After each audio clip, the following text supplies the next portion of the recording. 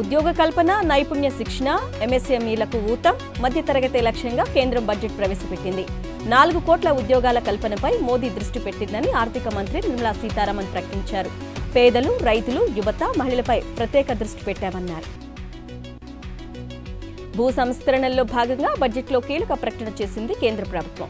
గ్రామీణ ప్రాంతాల భూములకు ప్రత్యేక గుర్తింపు సంఖ్య, భూ ఆధార్ను కేటాయించనున్నట్టు ప్రకటించారు కేంద్ర ఆర్థిక మంత్రి నిర్మలా సీతారామన్. పట్టణ భూ రికార్డులను డిజిటలైజేషన్ చేయాలని ప్రతిపాదించారు. పార్లమెంటులో కేంద్రం ప్రవేశపెట్టిన బడ్జెట్ మధ్యతరగతి, పేదలు, రైతులకు భరోసా ఇచ్చే బడ్జెట్ అన్నారు ప్రధాని మోదీ.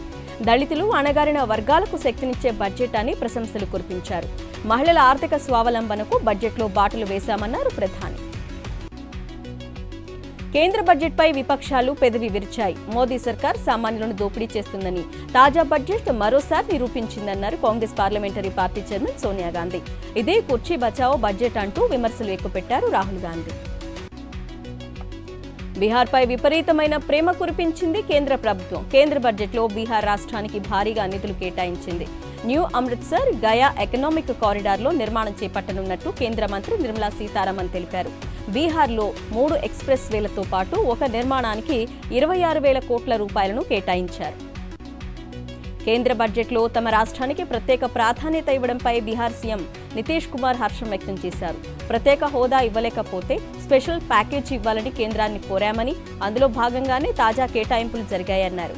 ఇది ఆరంభం మాత్రమే అన్నారు. తెలంగాణ భవన్లో బీఆర్ఎస్ ఎల్పీ సమావేశం జరుగుతోంది. కేసీఆర్ అధ్యక్షతన ఈ భేటీ కొనసాగుతోంది. అసెంబ్లీ సమావేశాల్లో అనుసరించాల్సిన వ్యూహంపై ఎమ్మెల్యేలను దిశానిర్దేశం చేస్తున్నారు కేసీఆర్. ఏపీలో కూటమి ప్రభుత్వ అరాచకాలకు నిరసనగా రేపు ఢిల్లీలో వైఎస్ఆర్సీపీ అధినేత వైఎస్ జగన్, పార్టీ ప్రతినిధులు ధర్నా చేపట్టనున్నారు. ఈ సందర్భంగా వైఎస్ జగన్ ఢిల్లీకి వెళ్లారు. 3 రోజుల పాటు ఢిల్లీలోనే ఉండనున్నారు. ఏపీ అసెంబ్లీ సాక్షిగా ఓటర్లను అవమానించారు బీజేపీ ఎమ్మెల్యే విష్ణుకుమార్ రాజు.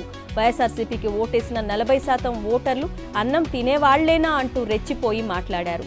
ప్రజలను కించపరుస్తున్న సభానాయకుడిగా సీఎం చంద్రబాబు నవ్వుతూ ఉండిపోయారు. అసెంబ్లీ సాక్షిగా ఓటర్లను కించపరిచిన విష్ణుకుమార్ రాజుపై ప్రజాస్వామ్యవాదులు ఫైర్ అవుతున్నారు. చిత్తూరు జిల్లా మదనపల్లి సబ్ కలెక్టరేట్లో ఫైళ్ల దగ్ధం కేసులో ట్విస్ట్ చోటు చేసుకుంది.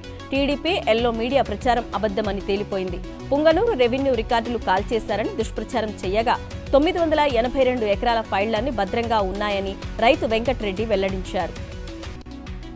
ఎన్నికల్లో ఇచ్చిన హామీలను సీఎం చంద్రబాబు వెంటనే అమలు చేయాలని అనంతపురం జిల్లా వైఎస్ఆర్సీపీ రైతు విభాగం అధ్యక్షుడు నారాయణ డిమాండ్ చేశారు. రైతు భరోసా పథకం ద్వారా ప్రతి రైతుకు ఏటా 13,500 రూపాయలు ఇచ్చిన ఘనత మాజీ సీఎం వైఎస్ జగన్మోహన్ రెడ్డికే దక్కుతుందన్నారు. తూర్పుగోదావరి జిల్లా కొవ్వూరులో గోదావరి నది ఉగ్రరూపం దాల్చింది. ఎగువన కురుస్తున్న భారీ వర్షాలకు నది ఉప్పొంగి ప్రవహిస్తుంది. దీంతో కొవ్వూరులోని గోష్పాద క్షేత్రం నీట మునిగింది. భక్తులెవరూ అటువైపు వెళ్లకుండా పోలీసులు బందోబస్తు ఏర్పాటు చేశారు. డాక్టర్ బిఆర్ అంబేద్కర్ కోనసీమ జిల్లా ముమ్మిడివరం నియోజకవర్గంలోని లంక ప్రాంతాల్లోకి భారీగా వరద నీరు చేరింది. యానాం ఎదుర్లంక వారధి వద్ద గోదావరి ఉధృతంగా ప్రవహిస్తోంది. గురజాలపు లంక వద్ద రహదారి నీట మునిగింది. లోతట్టు ప్రాంతాల ప్రజలను సురక్షిత ప్రాంతాలకు తరలిస్తున్నారు అధికారులు. డాక్టర్ బిఆర్ అంబేద్కర్ కోనసీమ జిల్లాలోని గురజాపు లంక, కూనలంక, లంకాపు ఠాణే లంక ప్రాంతాల్లోకి భారీగా వరద నీరు చేరుతోంది. దీంతో ఉద్యానవన పంటలు, కూరగాయల తోటలు నీట మునిగాయి. పశువులను సురక్షిత ప్రాంతానికి తరలిస్తున్నారు పాడి రైతులు. డాక్టర్ బిఆర్ అంబేద్కర్ కోనసీమ జిల్లా ముమ్మిడివరం మండలం ఠాణేలంక కాలువలో అంతరించిపోతున్న నీటి కుక్కలు కనువిందు చేశాయి. అరుదైన నీటి కుక్కలు ఈ ప్రాంతంలోనే సహజంగా కనిపిస్తుంటాయి. కనుమరుగవుతున్న నీటి కుక్కల సంరక్షణ కోసం చర్యలు చేపట్టాలని పర్యావరణ ప్రేమికులు కోరుతున్నారు.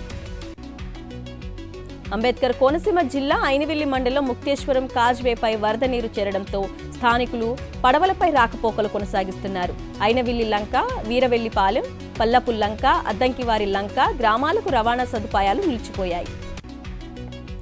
వారం రోజులుగా కురుస్తున్న ఎడతెరిపి లేకుండా వర్షాలకు ఎన్టీఆర్ జిల్లా గంపలగూడెం మండలం వెనపగడప కట్టలేరు వాగుకు వరద నీరు పోటెత్తింది. దీంతో అధికారులు ముందస్తుగా రాకపోకలు నిలిపివేశారు. నూజువీడు, విజయవాడ సమీపంలోని 20 గ్రామాలకు రాకపోకలు పూర్తిగా నిలిచిపోయాయి. అల్లూరు జిల్లాలో 6 రోజులుగా కురుస్తున్న భారీ వర్షాలకు వాగులు, వంకలు పొంగి పొర్లుతున్నాయి. ముంచంగివట్టు బిరుగుడికి వెళ్లే వాగు పొంగి ప్రవహిస్తోంది. దీంతో ఓ బైకర్ వరదలో చిక్కుకున్నారు. గ్రామస్తుల సాయంతో సురక్షితంగా ఒడ్డుకు చేరుకున్నాడు.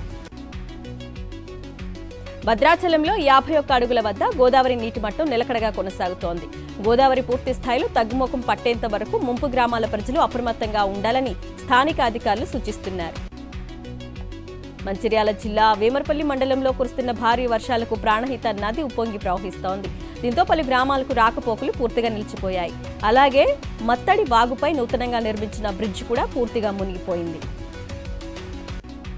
ప్రకృతి ప్రేమికులు పర్యాటకులు పరవశించిపోయే రమణీయతను పంచే జలధారలతో పాండవుల గుట్ట సందడి చేస్తోంది. జయశంకర్ భూపాలపల్లి జిల్లాలోని రేగొండ మండలం తిరుమలగిరి గ్రామ శివార్లోని పాండవుల గుట్టలో గత కొన్ని రోజులుగా కురుస్తున్న వర్షాలకు కొండలపై నుండి వస్తున్న జలపాతాలను చూడడానికి పర్యాటకులు భారీగా తరలివస్తున్నారు. తెలంగాణ శాసనసభ సమావేశాలను 9 రోజుల పాటు నిర్వహించనున్నారు. అయితే మధ్యలో ఒకరోజు ఆదివారం సెలవు రోజు కావడంతో 8 రోజులు సమావేశాలు జరగనున్నాయి. ఇవాళ తొలి రోజు సభలో కంటోన్మెంట్ దివంగత ఎమ్మెల్యే లాస్యనందిత అకాల మరణానికి సంతాప తీర్మానం ప్రవేశపెట్టారు. రాష్ట్రంలోని 18 అంశాలపై చర్చించేందుకు అసెంబ్లీ సమావేశాలు 18 రోజుల పాటు నిర్వహించాలని కోరామన్నారు బీజేఎల్పీ నేత ఏలిటి మహేశ్వర్ రెడ్డి. సమస్యలపై చర్చించేందుకు ప్రభుత్వం సిద్ధంగా లేదన్నారు.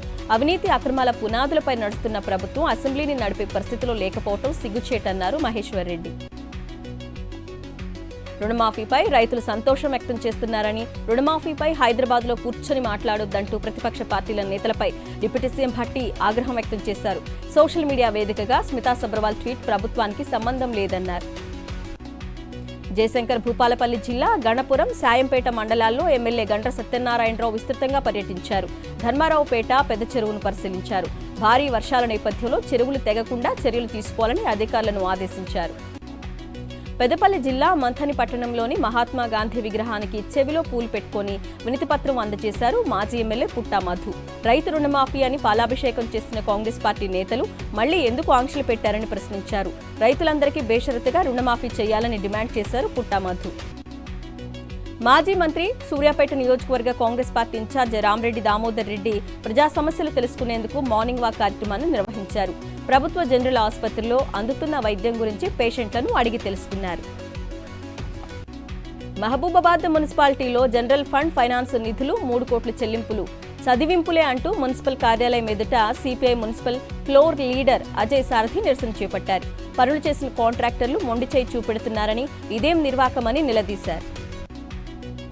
క్యాబ్ డ్రైవర్ల సమస్యలు పరిష్కరించాలని హన్మకొండ కలెక్టర్ కార్యాలయం ఎదుట తెలంగాణ రాష్ట్ర క్యాబ్ ప్రొటెక్ట్ ట్రేడ్ యూనియన్ ఆధ్వర్యంలో ధర్నా చేపట్టారు. మోటారు వాహనం చట్టాన్ని సవరించాలని డిమాండ్ చేశారు. అర్హులైన డ్రైవర్లకు కార్పొరేషన్ ద్వారా వాహనాలు మంజూరు చేయాలని కోరారు క్యాబ్ డ్రైవర్లు. నిర్మల్ జిల్లా భైంసా ఆర్డీఓ కార్యాలయం ఎదుట డబుల్ బెడ్రూమ్ లబ్ధిదారులు ఆందోళనకు దిగారు. గత ప్రభుత్వ హయాంలో లక్కీ డ్రా ద్వారా ఎంపిక చేసిన వారికి ఇళ్లను కేటాయించాలని డిమాండ్ చేశారు. పెద్దపల్లి జిల్లా రామగుండం ఎన్టీపీసీ విద్యుత్ ప్లాంట్కు సంబంధించిన బూడిదను తమకే కేటాయించాలని ప్రభావిత గ్రామాల ప్రజలు బూడిద రిజర్వాయర్ వద్ద ధర్నా చేశారు. అలాగే విద్యుత్ ప్లాంట్ ప్రభావిత గ్రామాల సమస్యలు పరిష్కరించాలని డిమాండ్ చేశారు. మహబూబాబాద్ జిల్లా కురవి మండల కేంద్రంలో తల్లిదండ్రులను కోల్పోయిన మానస అనే యువతికి దాతల సహకారంతో 1,30,000 రూపాయల ఫిక్స్డ్ డిపాజిట్ చెక్కును జిల్లా ఎస్పీ టీయూడబ్ల్యూజే సభ్యులు అందజేశారు. విద్యార్థులకు సరిపడా బస్సు సర్వీసులను నడపడం లేదంటూ విద్యార్థులు ఆందోళనకు దిగారు. కామారెడ్డి మండలం చిన్నమల్లారెడ్డిలో రోడ్డుపై ధర్నా చేశారు.